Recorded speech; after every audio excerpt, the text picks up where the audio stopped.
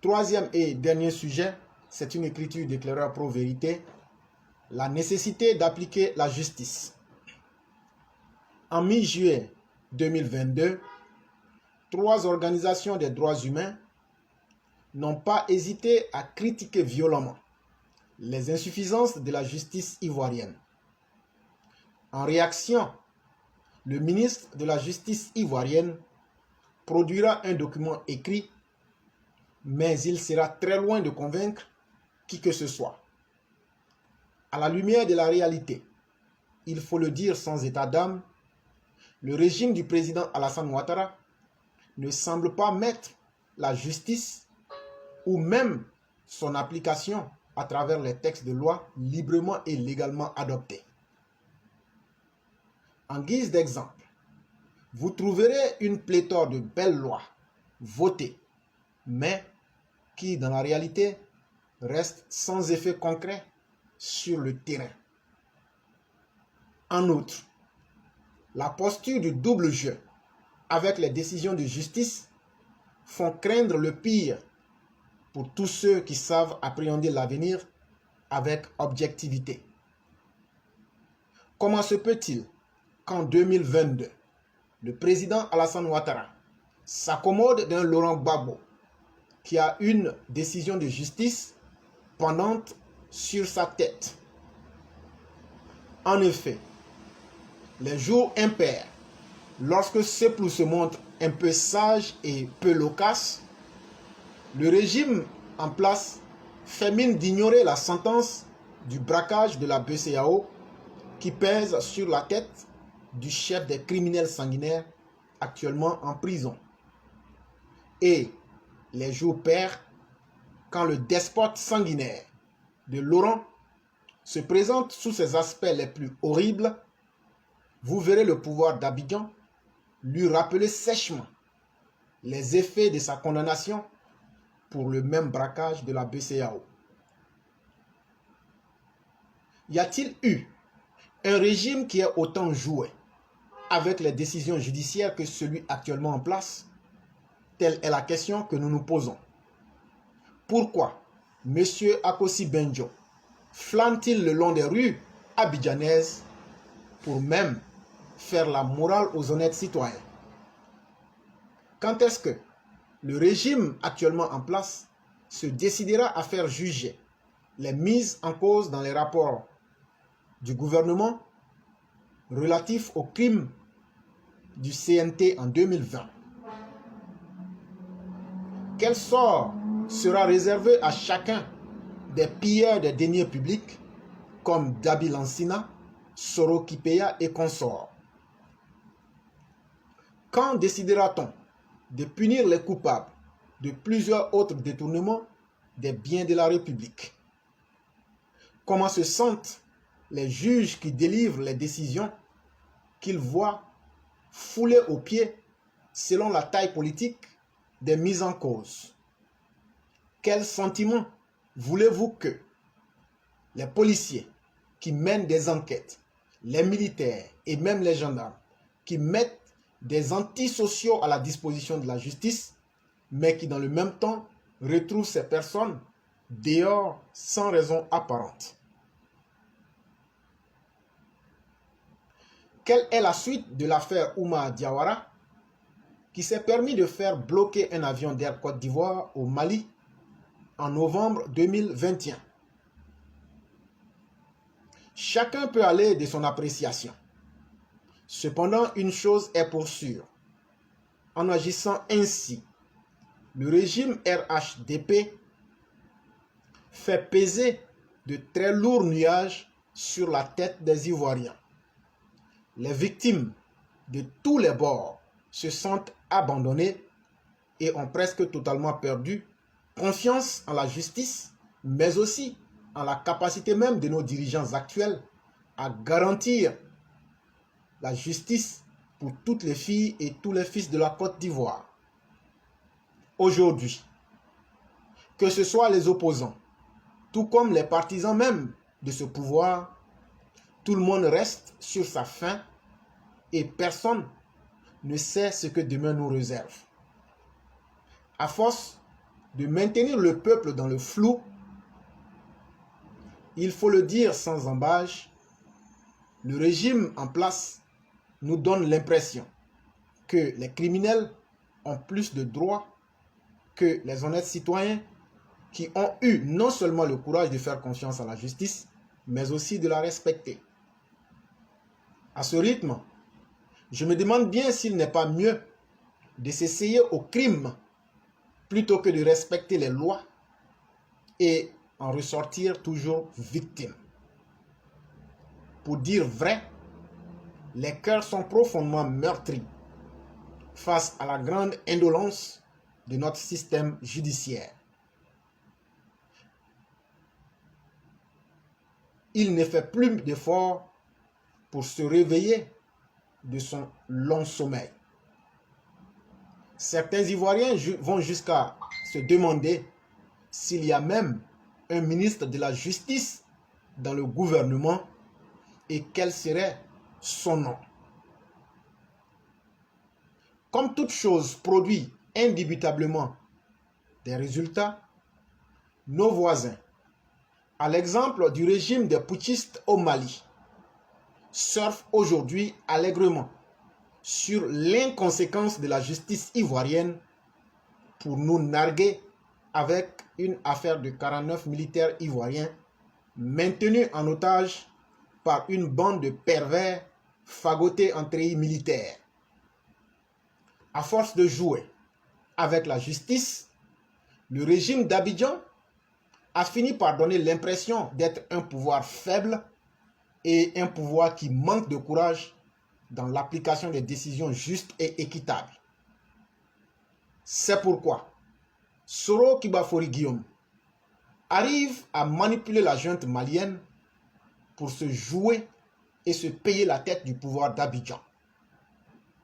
Lui-même, Soro Guillaume, est un exemple parfait et vivant de la non-application des lois ivoiriennes. Avec le régime d'Alassane Ouattara, on peut tout se permettre. Et comme on le dit chez nous en Côte d'Ivoire, il n'y a rien en face. Tellement nous jouons avec notre justice, même le malheureux faussaire d'Oumar Diawara a obtenu la saisie au Mali d'un Airbus A319 immatriculé TU-TSZ exploité par la compagnie nationale Air Côte d'Ivoire. Tout le monde peut se foutre de la Côte d'Ivoire sous le régime Ouattara, puisque les arrangements politiciens démagogiques finissent toujours par sécuriser les coupables contre les victimes. Vous avez ouvert le bal afin que tout le monde vous manque de respect. Alors, vous serez tenu d'assumer les conséquences qui en découleront, tant au niveau national qu'international. Lorsque un pays devient incapable à clairement faire la distinction entre ses criminels et ses citoyens respectueux des lois, c'est la garantie des lendemains décadents. Pour conclure, je dirais que certains pays comme le Bénin ont tellement bien compris la nécessité de la justice pour garantir la crédibilité de l'État lui-même, mais aussi garantir la paix sociale dans le présent et dans l'avenir. Allez demander à Yayi Boni, à Kemi Seba, à Rekia Modogo, à Joël Aïvo, à Ferdinand Kombeti et bien d'autres politiciens malfaiteurs ce qu'ils pensent de la justice de leur pays qu'est le Bénin. Ils vous diront tous que l'État béninois est fort parce que les lois sont appliquées sans état d'âme. Écoutons ici les propos du président Patrick Talon qui répondait au président Emmanuel Macron le 27 juillet 2022 lorsque le président français demandait à son homologue béninois la clémence pour certains brigands qui portent des costumes de politiciens afin de commettre les crimes les plus abjects.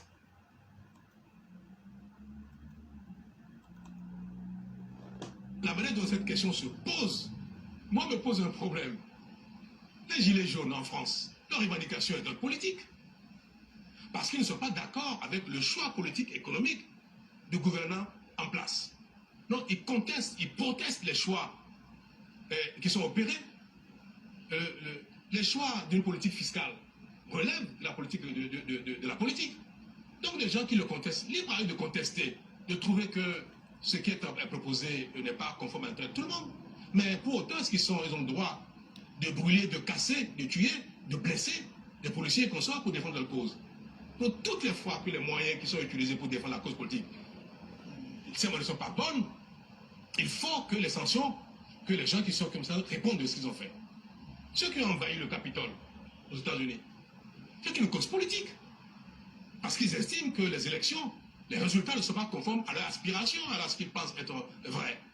Mais est-ce que pour autant ils ont le droit de prendre d'assaut le Capitole et de remettre en cause ce que la loi a établi? Mais non. J'aimerais bien vous voir poser cette question au président Biden et lui demander mais quand est-ce qu'il va arrêter les procès contre ceux qui sont poursuivis pour avoir envahi le Capitole. Et je vais bien voir la réponse qu'il va donner, ça va vous satisfaire. Mais je vous donne la même réponse que lui. Il faut répondre de ses actes.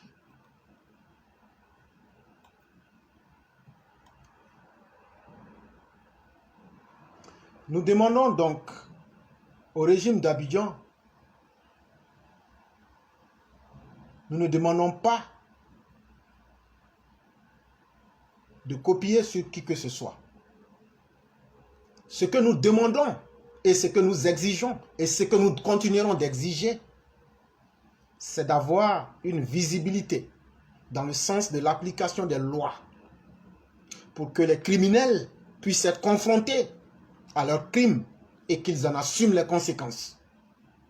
Et aussi que les citoyens qui ont mis leur foi en la loi puissent être satisfaits de la position qu'ils ont pu adopter dans la société. Demain est toujours proche pour celui qui sait apprécier l'avenir. Demain, beaucoup d'Ivoiriens et plusieurs organisations internationales ne manqueront pas de fustiger le pouvoir d'Alassane Ouattara à cause de sa fébrilité à appliquer une justice claire, une justice équitable, capable d'inspirer confiance à tous. Source éclaireur pro vérité. Mesdames et messieurs, nous avons fini avec nos présentations. De ce pas, je vais appeler notre mère, Madame Blanc, qui va lire son éditorial. Et lorsqu'elle aura fini, on va pouvoir passer directement. Et comme vous connaissez déjà la règle, 15 minutes après présentation, et dès que nous avons fini, tous ceux qui veulent s'exprimer ont 15 minutes pour se signaler. En dehors de ce temps, nous ne donnerons absolument plus la parole à qui que ce soit, quelles que soient aussi les raisons. Donc ceux qui veulent parler, on a pris du temps pour présenter l'émission. Après, Madame Blanc va s'exprimer. Après, vous avez 15 minutes. On ne fera pas d'exception. Et je crois que chaque jour, on répète ça. Et ceux, s'il vous plaît, qui ne veulent pas respecter ça, n'appelez pas après les 15 minutes.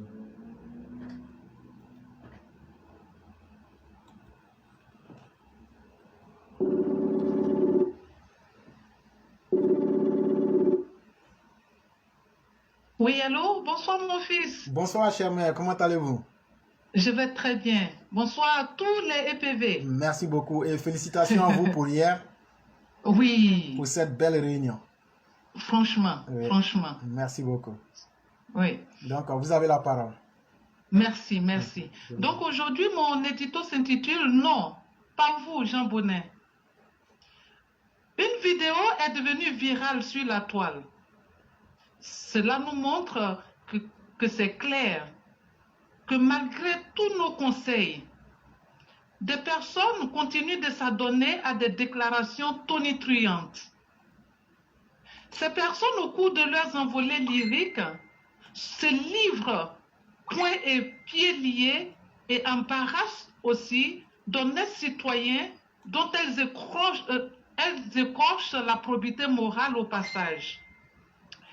Revenons donc à cette vidéo, dans laquelle, puisque c'est de cette vidéo qu'il s'agit, il est question, l'on peut entendre le sieur Dembélé déclarer ce dont il serait capable de refaire si son auditoire le reconduisait, lui, le candidat sortant, RHDP. Il a déclaré avoir déjà fait entrer dans plusieurs écoles déjà des personnes avec l'aide de sa nièce. Il s'agit, d'après ses dires, des écoles de la gendarmerie, de la police et au CAFOP. Nous condamnons fermement cette pratique de liste dans le milieu politique dans notre pays, pour la bonne et simple raison que ces petits arrangements entre copains est désavantageux pour des candidats brillants auxquels devraient revenir ces avantages et dont on vole l'avenir politique ou scolaire. Nous trouvons piteuse l'attitude du sieur Dembélé qui n'a pas trouvé mieux qu'un discours flatteur avant de s'attirer la sympathie de ses électeurs. Cet épisode a certainement pu choquer des citoyens, mais malheureusement, force est de reconnaître que cette pratique de liste de candidats parallèles n'est pas une innovation au cours des examens et concours. Elle a toujours été de mise dans notre pays, quel que soit le gouvernement, ce qui est regrettable, nous l'avouons. Elle ôte toute chance à des candidats méritants, comme nous l'avions déjà dit.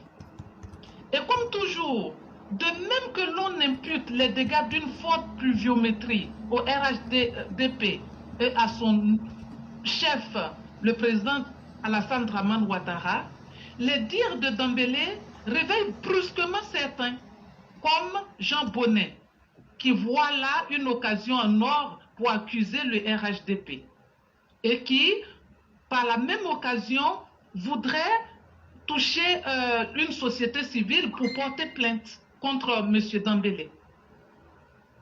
Je me suis indignée contre les propos honteux du candidat Dembélé et je m'apprêtais à lui souhaiter de passer par un séjour carcéral quand je me souvins brusquement de l'identité du dénonciateur, à savoir M. Jean Bonnet.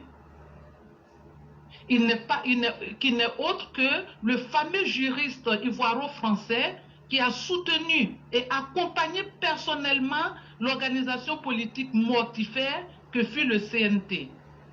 Confuse, je me suis demandé toujours qui du délirant Dembélé et de l'homme de droit, partie prenante du CNT, est le plus nocif. À vous d'en juger. Mais pour ma part, j'invite M. Bonnet à une introspection. Quand un assassin juge un démagogue, voilà ce que ça donne. Et tout ça parce que la justice est presque inexistante, sinon inexistante en Côte d'Ivoire. Pauvre pays sous les tropiques. Merci beaucoup, mon fils. Merci beaucoup, chère mère, pour ce bel article que vous venez de lire. Et vous vous rendrez compte que nos différentes réflexions de ce jour se joignent quand même à l'inexistence même de la justice en Côte d'Ivoire. Et bizarrement, toute personne lucide aura le courage de dire à Alassane Ouattara qu'il a échoué fondamentalement et radicalement dans la justice. Si on veut être sincère avec Alassane Ouattara, disons-lui, il a échoué. La volonté qu'il a mise dans le développement infrastructurel et dans le développement humain sera complètement noyée par l'injustice. Sera complètement noyé parce qu'aujourd'hui, chacun est assis et chacun aux aguets parce que la justice ne voulant pas agir. Et aujourd'hui, vous voyez, ce sont les criminels même qui se lèvent parce que M. Dembélé Babilé aussi est un criminel. Et Jean Bonnet aussi est un criminel. Vous voyez aujourd'hui que ce sont les criminels aujourd'hui qui sont en vogue et qui disent ce qu'ils pensent alors que les citoyens qui ont respecté la loi sont frustrés dans leur âme. Et le gouvernement en place et le régime en place fait semblant d'ignorer alors que c'est une bombe à retardement. Il faut leur dire simplement la vérité. Aujourd'hui, en Côte d'Ivoire, on se regarde, mais dès qu'il y aura une occasion, on va en découdre les uns avec les autres. C'est ce sentiment-là qui anime aujourd'hui les Ivoiriens de quelque bord qu'ils soient et le régime est en train de favoriser et d'accumuler ces nuages-là en se disant que tout va bien parce que l'économie va bien. Et c'est pourquoi j'ai dit ça depuis très longtemps, qu'un moment arrivera. Ce que nous disons là, ça va s'avérer contre le régime. Vous avez vu qu'en mi-juin, il y a des organisations qui ont laminé sérieusement le régime en place en termes de justice. Mais je me demande, lorsque S'il vous plaît, ceux qui appellent, c'est un manque de respect. Lorsqu'on en aura fini, je vais vous dire de parler. S'il vous plaît, ici, ce sont des règles. Si vous ne pouvez pas respecter les règles, vous ne pouvez pas vous imposer à moi. Je vous respecte suffisamment, respectez-nous aussi suffisamment. Je crois que c'est assez clair ce que j'ai dit. Si vous avez compris, si vous ne pouvez pas me respecter, c'est que vous n'êtes pas ici. Et lorsque je vais avoir le temps, lorsque j'ai du respect pour ma mère avec qui je parle, et je ne peux pas me laisser distraire. Et ici, on développe des sujets. Si vous n'êtes pas prêt à accepter d'écouter et de suivre la voie, vous partez ailleurs. Parce qu'à la fin, ça devient un jeu qui n'est pas intéressant. Et il faut que ça cesse. Quand le moment d'arriver, le moment de parler arrivera, je dirai, vous avez 15 minutes. Mais avant ça, ne m'imposez pas vos désirs. Je ne suis pas là pour ça. J'ai fait déjà suffisamment assez d'efforts. Respectez-moi aussi en fonction de ça. C'est très important. Il faut que tout le monde écoute ça. Et donc, chère mère, ce régime gagnerait à donner un visage à sa justice parce que jusque-là, c'est 0 complètement sur 20. Oui. Vraiment, merci beaucoup pour cet article. Tout à fait d'accord avec vous, mon fils. Mais pour ce qui concerne, parce qu'on ne va pas quand même laisser passer des occasions pour le scandale là, au Mali. Non, je pose toujours la question des deux Touré. Est-ce Touré Mamadou ou Sidi Touré? Qu'on nous le dise. On ne va pas se taire comme ça et puis laisser passer une histoire de combien de millions, presque 1 milliard, pour des salons de coiffure inexistants. Non mais, cher mère, je vais vous dire la vérité. En réalité, l'individu qu'on accuse aujourd'hui n'est qu'un écran, un homme en paille. On ne peut pas prendre 1 milliard donné à quelqu'un. Il y a eu forcément des arrangements entre eux. L'individu a reçu des miettes. Et c'est pourquoi aujourd'hui il a la garantie de dire ce qu'il veut. Mais comme ce régime-là nous a trop habitués aux mauvaises situations, aux situations calamiteuses et lamentables, pour eux, ça paraîtrait normal. Mais à un certain moment de la vie, pour nous autres, ça devient insupportable. Parce que demain, il faudrait qu'Alassane Ouattara s'en souvienne. On dira que sous son régime, des gens se sont amusés à faire disparaître des milliards. On va aussi comptabiliser ça et mettre ça à l'actif du président Ouattara. Et aujourd'hui, il faut qu'on ait le courage de lui dire cela. Il faut qu'il se réveille pour nous donner... Qu'est-ce qui sera fait de tous les détournements qui ont été faits? Il faut qu'il arrête de jouer avec ça. Oui. À un certain moment, ça devient plus qu'énervant. Et ça, il faut que le président Alassane Ouattara comprenne cela. Nous ne sommes pas du tout contents avec lui sur le traitement des dossiers relatifs à la justice. Et il faut que ça cesse. Bon. Parce que c'est la vie des Ivoiriens qu'il met en danger sans s'en rendre compte. Parce que lui, demain, il aura l'occasion de partir. Mais les Ivoiriens qui sont restés là, il va donner plus de force aux criminels pour massacrer encore les populations. Et ça, ce n'est pas acceptable à partir du moment où on sent vraiment que le danger est imminent. Il faut être capable de se déterminer et nous, on va lui dire cette vérité-là. Mais mon fils, le danger est là. Quand l'assassin se permet de juger le démagogue, bah, qu'est-ce qu'on peut dire de ça? Et quand il s'agit, entre deux ministres, il y a perte de millions, presque 2 milliards, qu'on ne comprend pas. Mais que dire de ça aussi, mon fils? Que dire du fait qu'on lance un projet de logements sociaux pour des gens qui sont venus pour la diaspora et que ça entre dans un ventre inconnu et qu'on en parle mais qu'il n'y a pas d'oreille qui vous écoute? Qu'est-ce qu'on peut faire de ça? La Côte d'Ivoire est en faillite morale. Il faut le dire. Vraiment. Il faut le reconnaître. Il faut le dire et je l'assume. Effectivement. Parce que déjà, à travers leurs différentes chaînes de télévision, il n'y a pas un régime qui encourage l'immoralité plus que ce régime en place. Voilà. Il faut le dire clairement. J'aime beaucoup Alassane Ouattara, j'aime ce régime, mais en toute sincérité, la promotion des immoralités aujourd'hui, vous mettez en danger la vie morale de nos enfants et de nos familles. Et c'est ce régime-là qui permet cela. Et ce n'est pas acceptable. Quand on appelle quelqu'un sur un plateau télé pour simuler un viol de femme, bah, qu'est-ce qu'on peut dire de ça? Vraiment. Non, mais on va arrêter parce que sinon, on n'a pas de pays, quoi. On n'a pas de pays. Vraiment. Il faut qu'il change de visage, sinon on n'en a pas. Quand le moral est atteint, quand il n'y a plus de probité morale, je peux vous dire, mon fils, tout le reste, c'est de la fumée. Effectivement. C'est du Voilà. vent. Merci beaucoup. Merci beaucoup, chère mère. Merci. Et vous Oui. passez une C'est excellente triste. soirée. C'est Vraiment. triste. Merci beaucoup.